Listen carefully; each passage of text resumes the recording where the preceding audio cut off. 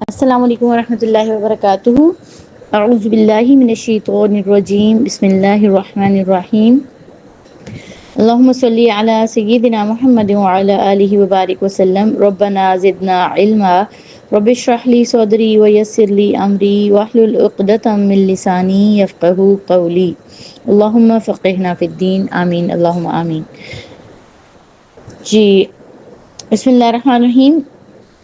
Topic جو چل رہا تھا نبی صلی اللہ علیہ وسلم، ہم لوگوں نے جس وقت ہجرت کے بعد یہ کیا تھا کہ ہجرت کے فوراً بعد جو ان کو اس چیز کا سامنا کرنا پڑا مسلمانوں کو کہ ان کے پیچھے کفار نے اپنے بندے لے بھیجے، اور پھر کیسے نجاشی نے جو ہے انہیں ماشاء اللہ بیک دی. پھر ہم نے دیکھا کہ مشرکین کی حیرت تھی کہ دن رات جو ہے نا اور مزید بڑھتی جا رہی تھی. اب انہوں نے نبی صلی اللہ علیہ وسلم کے قتل کی سازشیں شروع کر دی تھیں.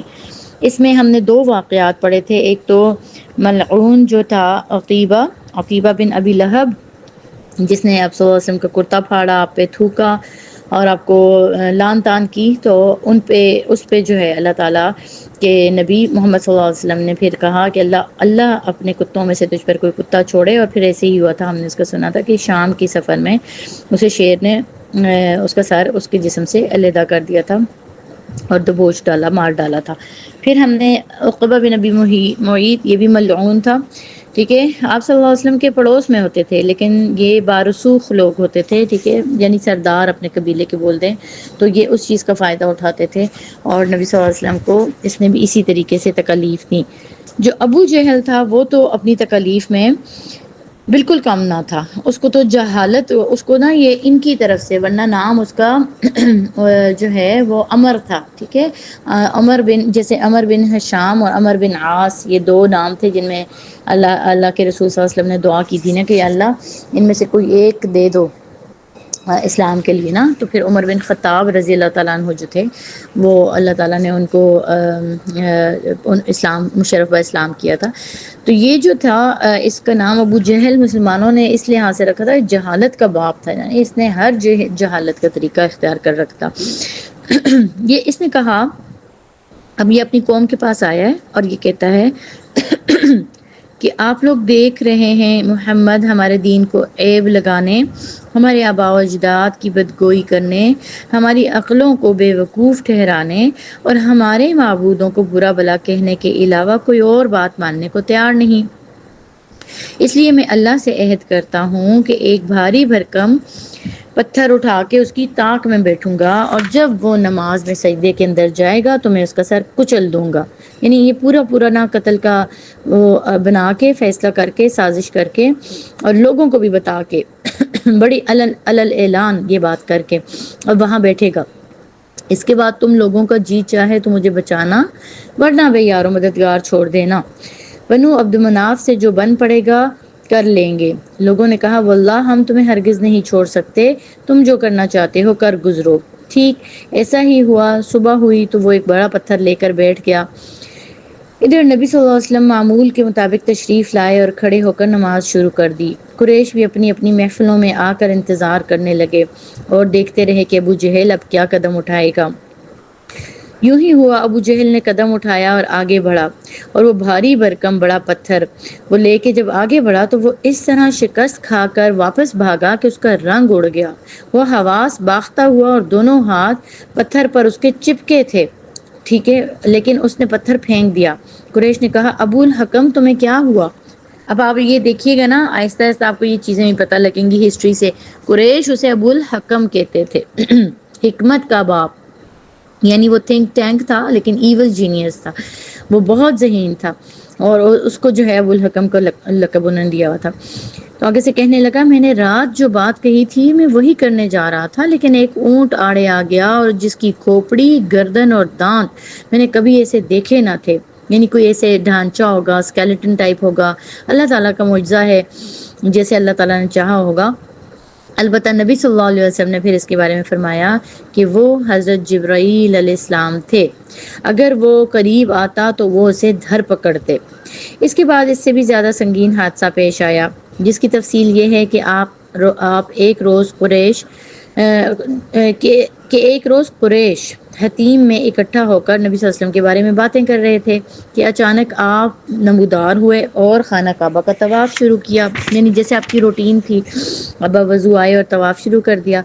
دوران طواف جب ان کے قریب سے گزرے تو انہوں نے طعنہ زنی کی، اس کا اثر آپ کے چہرے پر دیکھا گیا۔ جب دوبارہ گزرے تو پھر آپ نے طعنہ زنی کی اور اس کا اثر پھر آپ کے چہرے پر دیکھا گیا، اور تیسری بار پھر انہوں نے خوب طعنہ بازی کی، طعنہ زنی کی، تو آپ صلی اللہ علیہ وآلہ وسلم وہاں پہ ٹھہر گئے اور کہا، قریش کے لوگوں سن رہے ہو؟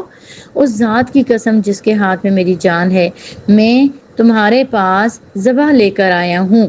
آپ کی اس بات کا ان پر گہرا اثر ہوا اور سکتہ طاری ہو گیا، ایسے کہ گویا پرندے آ بیٹھے ہوں ان کے سروں پر، یہاں تک کہ آپ کے بارے میں جو سب سے کڑا آدمی تھا وہ بھی اچھی سے اچھی بات کہہ کر آپ کو منانے لگا۔ یعنی یہ ایک ایسا معجزہ ہوا، یہ اللہ کا معجزہ تھا۔ جملہ آسان سا تھا۔ آپ صلی اللہ علیہ وسلم نے کہا کہ اللہ کی قسم اٹھائی، ٹھیک ہے، اور کہا کہ میں تمہارے پاس ایک ذبح لے کر آیا ہوں۔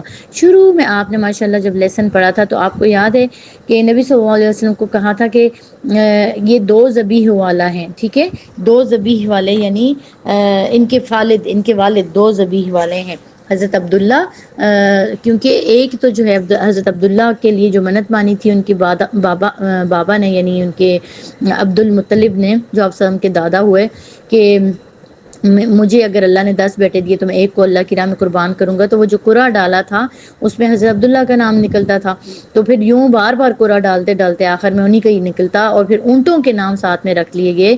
جب سب نے کہا کہ نہیں اونٹوں کی قربانی کر لیں اپنا، تو وہ ایک اونٹ، دو اونٹ، نہیں 10 اونٹ، 10 اونٹ، پھر 20 30 کرتے کرتے ہر بار قرعہ میں ان کا نام نکلتا، 100 اونٹ پہ جا کے سٹاپ ہوا تھا وہ قرعہ، اور 100 اونٹ ذبح کیے گئے تھے پھر اس دن، اور پورے مکہ میں بانٹے گئے تھے۔ تو حضرت عبداللہ یعنی اتنے ماشاءاللہ قیمتی آپ صلی اللہ علیہ وسلم کے جو والد تھے، تو پھر ان کے بارے میں کہا گیا تھا کہ ایک ذبیح تو وہ خود ہیں، ٹھیک ہے، یعنی ان کے نام پہ ذبح ہوئے اونٹ، اور ایک ان کے آباء و اجداد میں یعنی حضرت اسماعیل علیہ السلام، ٹھیک ہے، تو آپ صلی اللہ علیہ وسلم بنی اسماعیل میں پیدا ہوئے تھے نا، تو یہ چیز وہاں پہ آئی۔ اب آپ نے ان کو یہ ریلیٹ کر کے بتایا کہ میں تمہارے پاس ذبح لے کر آیا ہوں، ان پہ یہ واقعہ بہت سخت ان پہ طاری ہو گیا، تو ایکچولی یہ معجزہ ہو گیا تھا۔ اگلے دن یہ لوگ پھر اکٹھا ہو کر آپ ہی کی باتیں کر رہے تھے کہ اچانک آپ نمودار ہوئے، دیکھتے ہی سب کے سب اب آپ پر آ دوڑے۔ یہ نہیں ہوا کہ وہ کل والی بات یاد رکھے نا، یعنی اتنے یہ ڈھیٹ تھے، میں آپ کو بھی کل بھی بتا رہی تھی نا پچھلے لیسن میں بھی، کہ کافر جو ہیں وہ اپنی بات پہ کتنی دوام ہے انہیں نا، کتنا وہ استقامت سے چل رہے ہیں۔ ایک ہم لوگ ہی ہیں کہ جو دعائیں چھوڑ دیتے ہیں اور پیچھے ہٹ جاتے ہیں کفر کے اپوز میں۔ انہوں نے آج پھر کیا کیا، آپ پہ دوڑ پڑے، آپ کی چادر سمیت آپ کو پکڑ لیا، اور آپ اور ایسے مطلب کھینچا، جیسے چادر آپ صلی اللہ علیہ وسلم جسے کندھے پر ڈالا کرتے تھے یا گلے میں نا، تو وہ کھینچا اور کہنے لگے، تم ہی ہو نا ہمارے باپ دادا کے معبودوں سے ہمیں روکتے ہو؟ آپ نے فرمایا، ہاں میں ہی ہوں۔ یہ سنتے ہی سب کے سب آپ پر بل پڑے، اور کوئی للکار رہا تھا تو کوئی زد و کوب کر رہا تھا اور کوئی کچھ کر رہا تھا۔ عقبہ بن ابی معیط نے لپک کر آپ کا کپڑا پکڑ لیا اور گلے میں لپیٹ کر بل دیتے ہوئے سختی سے گلا گھونٹنا شروع کر دیا۔ اب یہ عقبہ وہی ہے ملعون نا، ابھی اس کا بھی آپ آخر میں دیکھیے گا کیا انجام ہوگا، کہ یہ سارے اب یہ کرنے لگے، تو ادھر حضرت ابو بکر صدیق رضی اللہ تعالیٰ عنہ کو اطلاع پہنچی، تو وہ دوڑتے ہوئے آئے، اور وہ دوڑتے ہوئے جیسے آئے تو عقبہ کو دونوں کندھوں سے پکڑ کر دھکے دے کر آپ سلم سے الگ کیا، پھر کسی کو مار کر پیچھے کیا، اور کسی کو یعنی پش کیا، کسی کو ریپیل کیا، کسی سے لڑ رہے تھے اور کسی کو کہتے جا رہے تھے کہ تم پر افسوس، حد تم پہ افسوس، تم ایک آدمی کو اس لیے قتل کر رہے ہو کہ جس وہ یہ کہتا ہے کہ میرا رب اللہ ہے۔ اب کفار نے کیا کیا، نبی صلی اللہ علیہ وسلم کو چھوڑ کر ابو بکر پر پلٹ پڑے اور انہیں اس قدر مارا کہ ان کے چہرے اور ناک میں تمیز مشکل ہو گئی۔ ان کی 4 چوٹیاں تھیں، ان کو چھوا جاتا تو ہاتھ میں آ جاتی تھیں، یعنی نا اتنا ان کے بال کھینچے۔ آپ کو پتا ہے یہ عرب کے ٹریڈیشن تھے کہ بال سمیٹ کے رکھا کرتے تھے، بڑے بڑے بال بھی رکھتے تھے۔ نبی صلی اللہ علیہ وسلم کی بھی سنت تھی کہ آپ صلی اللہ علیہ وسلم نے بال ہر طرح سے رکھے، کان کی لو تک بھی رکھے، کان کے آدھی تک بھی رکھے، اور آپ نے شانے تک بھی رکھے۔ تو جو لمبے بال ہوتے تھے صحابہ کرام ان کی چوٹیاں بنا دیتے تھے۔ تو ان کی اتنا ان کو جو ہے نا تکلیف دی، اتنے ان کے بال کھینچے کہ بعد میں جب وہ اتنا نرم ہو گئی تھی کہ ان کو ہاتھ لگتا تو وہ ہاتھ میں آتی تھی، بہت بہت زیادہ تکالیف دی ہیں مسلمانوں کو اسلام کے، اس میں اللہ تعالیٰ ان سے راضی ہے، تبھی تو وہ رضی اللہ عنہ ان کے نام کے ساتھ لکھا جاتا ہے، اللہ ان سے راضی ہو۔ البتہ چنانچہ بنو تیم جب ان کو کپڑے میں لپیٹ کر لے گئے، یہ چونکہ بنو تیم سے تھے، وہ ان کو پھر کپڑے میں لپیٹ کے لے گئے اور اپنے گھر میں لے گئے، تو انہیں یہ لگا کہ یہ شاید اب ان پہ موت ہی آ گئی ہے، لیکن شام کو یہ بول پڑے۔ جب شام کو یہ بول پڑے تو بنو تیم نے دیکھا کہ یہ کیا بول رہے ہیں، قریب ہوئے تو انہوں نے کہا کہ میرے ساتھی محمد صلی اللہ علیہ وسلم کا حال بتاؤ، کیا وہ زندہ ہیں؟ تو بنو تیم نے انہیں بہت ملامت کی کہ اپنے تو بارے میں پوچھتے نہیں ہو اور اب پھر اٹھتے ہی اس کے بارے میں، اور وہ انہیں ملامت کر کے وہاں سے چل پڑے۔ اس کے بعد ان پر کھانا پانی پیش کیا گیا، لیکن انہوں نے کہا کہ میں اس وقت تک نہیں کھاؤں گا جب تک نبی صلی اللہ علیہ وسلم کو دیکھ نہ لوں۔ چنانچہ جب رات کا سناٹا ہو گیا اور لوگوں پر سکون طاری ہو گیا تو انہیں دار ارقم میں نبی صلی اللہ علیہ وسلم کے پاس پہنچایا گیا۔ انہوں نے جب آپ کو بخیر پایا تو کھانا پینا گوارا کیا۔ یوں حضرت ابوبکر صدیق رضی اللہ تعالیٰ عنہ پر سختی بہت بڑھ گئی اور زندگی کی راہیں دشوار ہو گئیں، تو وہ ہجرت حبشہ کے ارادے سے نکل پڑے۔ ٹھیک، جب وہ ہجرت کے ارادے سے نکل پڑے تو وہاں کے سردار مالک بن دغنا سے ملاقات ہوئی رستے میں، یعنی رستے میں ہوئی، تو اس نے ارادہ دریافت کیا۔ ابو بکر نے بتایا تو وہ کہنے لگا آپ جیسا آدمی نکالا نہیں جا سکتا، آپ خالی ہاتھ والوں کا تو بندوبست کرتے تھے، صلہ رحمی کرتے تھے، بے سہاروں کا بوجھ اٹھاتے تھے، مہمان نوازی کرتے تھے اور حق کے سلسلے میں پیش آنے والی مصائب میں مدد کرتے تھے، لہٰذا میں آپ کا ضامن ہوں، آپ واپس چلیں اور اپنے شہر میں اپنے رب کی عبادت کریں۔ یہ ہوتا تھا نا ضامن، یعنی ضمانت لے لینا، امن دے دینا یا امان دے دینا دوسرے کو۔ ٹھیک ہے، یہ اس طرح ہوتا تھا کہ جو بھی کوئی اچھی کلاس کا، سردار کلاس کا یا شریف خاندان کا کوئی بندہ، کوئی ویل آف بندہ جو ہے، اگر کسی کو امان دے دیتا تو کوئی پھر اس پہ ہاتھ نہیں اٹھاتے تھے۔